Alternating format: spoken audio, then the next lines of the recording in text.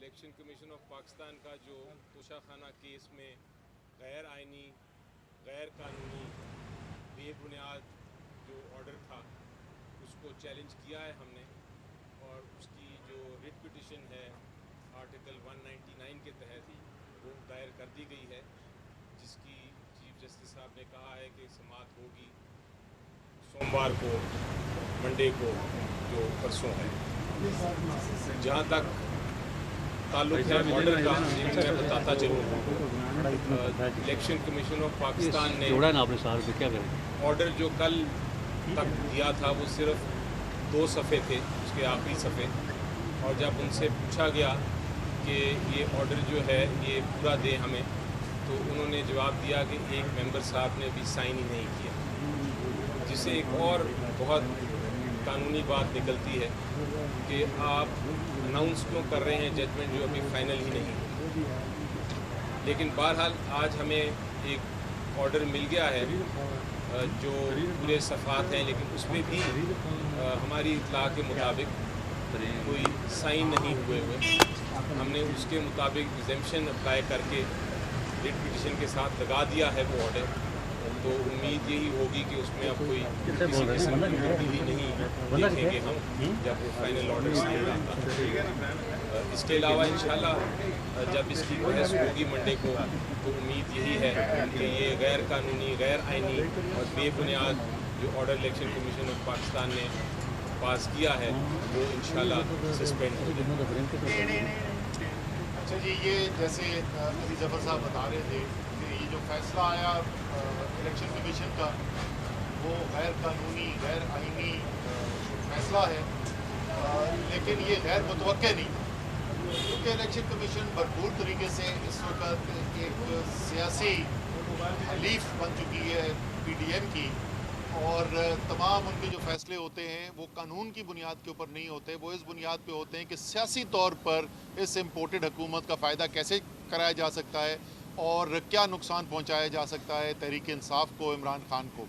इससे पहले भी जो ममनुआ फंडिंग केस के अंदर उन्होंने लिखी रिपोर्ट, उस रिपोर्ट के अंदर भी जो उनके पास कानून में कोई गुंजाइश ही नहीं थी, कोई इख्तियारात ही नहीं थे, वो उन्होंने इख्तियारात इस्तेमाल किए। इसी तरीके से इमरान खान साहब के ख़िलाफ़, मेरे ख़िलाफ़, फवाद चौधरी के ख़िलाफ़ जो तौहीने इलेक्शन कमीशन का उन्होंने फतवा जारी किया हुआ है, उसकी भी आइन के अंदर उनके पास कोई गुंजाइश मौजूद नहीं है।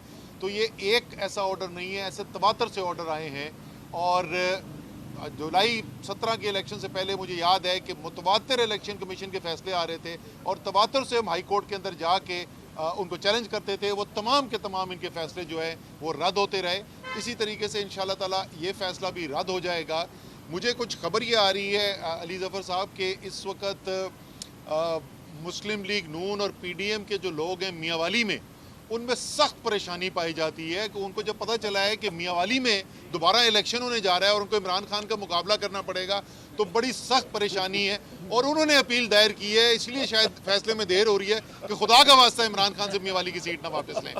तो जिधर जाएंगे इंशाअल्लाह ताला 30 तारीख को कुर्रम का इलेक्शन है, आप दोबारा देखेंगे इमरान खान, चाहे पाकिस्तान का कोई सूबा हो, पुराने जम अजला हो, किसी इलाके में पाकिस्तान के निकल जाएं, गिलगित बल्तिस्तान हो, आज़ाद कश्मीर हो, कौम इस वक्त इमरान खान के साथ खड़ी हुई है।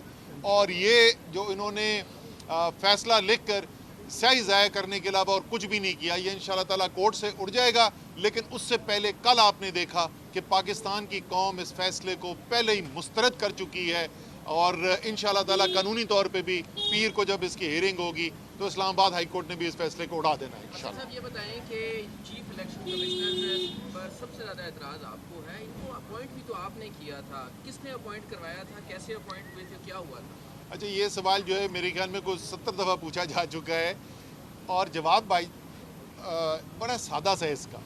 इमरान खान अपनी मर्ज़ी के अंपायर लगाकर मैच खेलने का आदी नहीं। उन्होंने किसी इदारों के अंदर तयनाती करते हुए ये नहीं लिया कि हल्फ ले उनके साथ ज़ाती तौर पर वफादारी का, और बोले कौन हमारे साथ चलेगा और साडा बंदा कौन होगा।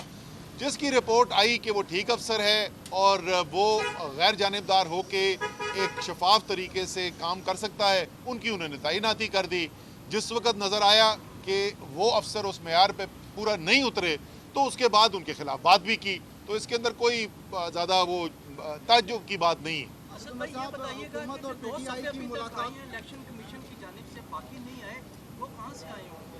सर ये जो है ना, ये इलेक्शन कमीशन के खेल आपको पता है ना। पिछली दफ़ा जो रिपोर्ट जिसका मैं जिक्र कर रहा था, वेबसाइट पे आ गई रिपोर्ट, हमने सबने प्रिंट आउट निकाल लिए, उसके बाद उतार दी जाती है और एक जो है वो क्या बोलते हैं उसको, फरमाइशी पैराग्राफ उसमें ऐड किया जाता है, और वो भी ऐसा पैराग्राफ जिसकी कानून के अंदर कोई गुंजाइश ही कोई नहीं है।